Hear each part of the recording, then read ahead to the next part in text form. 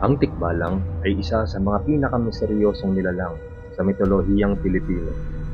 Ito ay madalas na inilalarawan bilang isang nilalang na may katawan ng tao, ngunit may ulo at paa ng kabayo. Ang kanyang kakaibang anyo at ang mga kwento ng kanyang kapangyarihan ay naging bahagi ng mga alamat at paniniwala ng mga sinaunang Pilipino. Sa kabila ng mga pagbabago sa ating lipunan, nanatiling buhay ang kwento ng tikbalang.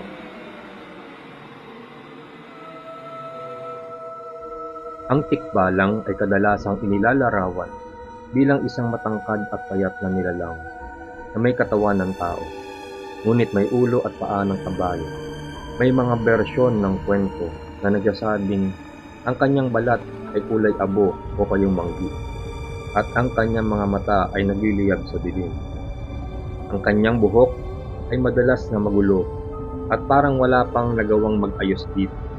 Ang kanyang anyo ay sapat na upang magdulot ng takot sa sino mang makakita sa kanya, lalo na sa mga naglalakbay sa kagubatan sa gabi. Ang tikbalang ay may mga katangiang hindi pangkaraniwan.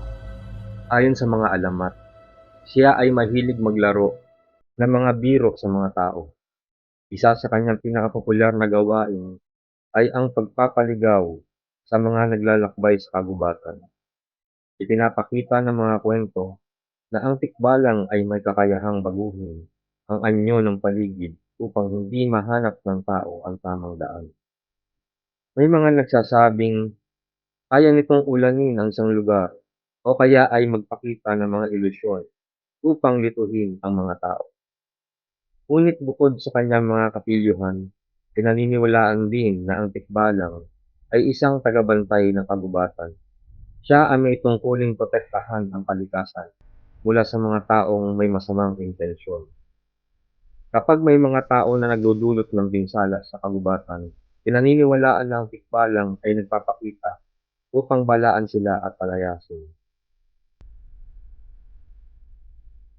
Maraming mga alamat at kwento ang umiikot sa tikbalang.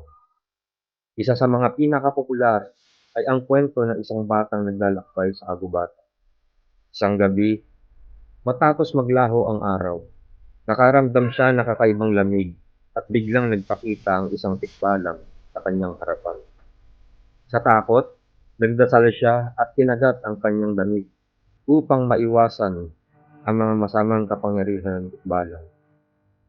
Ayon din sa mga alamat, maaari umanong mapasunod ang tikbalang sa pamamagitan ng pagkuha ng isa sa 30 buhok na nakatago sa kanyang likod. Kapag nakuha ng isang tao ang mga buhok na ito, magiging sunod-sunuran ang tikbalang sa kanya at handang gawin ang lahat ng kanyang utos.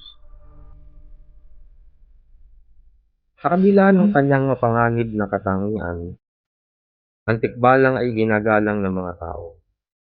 Bilang tagabantay ng kagubatan, pinaniniwalaan na ang tikbalang ay nagpoprotekta sa kalikasan mula sa mga taong may masamang intensyon.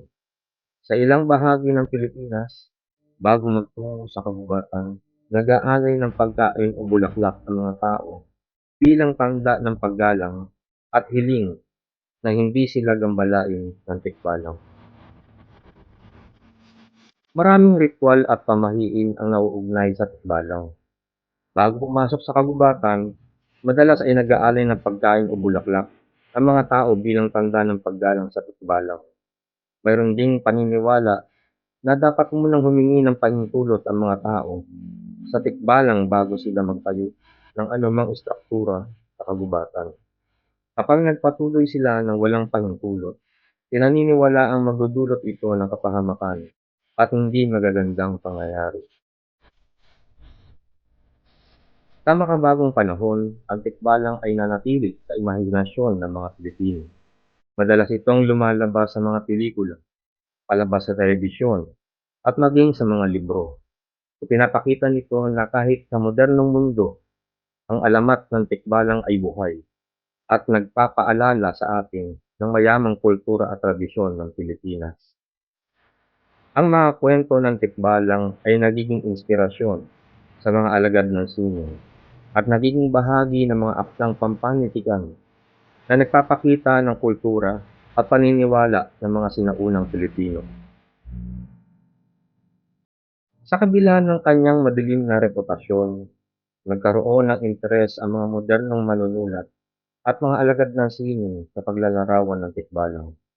Maraming pelikula at teleserye ang nagsama ng karakter na tikbalang sa kanilang mga istorya, na kadalasan nagpapakita ng kanyang kakaibang katangian at ang kanyang koneksyon sa kalikasan.